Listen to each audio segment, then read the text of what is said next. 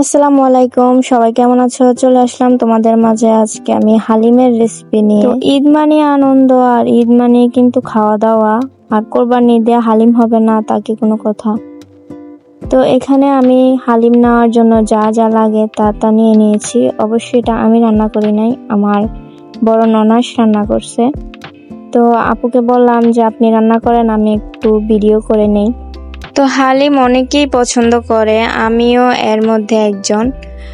প্রতি ঈদে বা মাসে 2-1 বার হলেও হালিম খেতে হয়।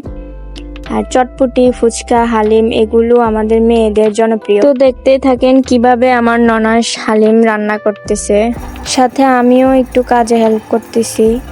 তো হালিমের যে ডালগুলো আছে এগুলোকে দিয়ে ভালোভাবে লাড়াচাড়া দিতে হয়, লাড়াচাড়ার উপরে রাখতে হয়, না হয় পাতিলের সাথে লেগে যাবে।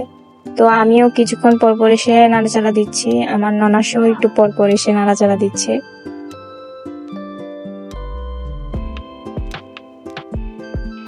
তারপর নাড়াচাড়া দিতে দিতে যখন ডালটা একটু ঘন হয়ে আসবে, তারপর এখানে যে হালিমের জন্য মাংসগুলো কষিয়ে রেখেছি ওই মাংসগুলো দিয়ে দিবে এখন।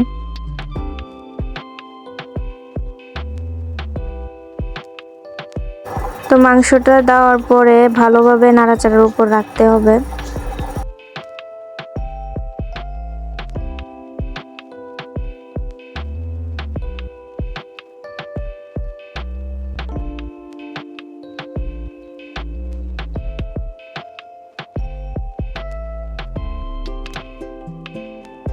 তো এখন দিয়ে দিবে হালিমের মশলাটা, মানে মেন মশলাটা। দেওয়ার পরে আবারও ভালোভাবে নাড়াচাড়া দিয়ে 10 থেকে 15 মিনিট রেখে দিবে।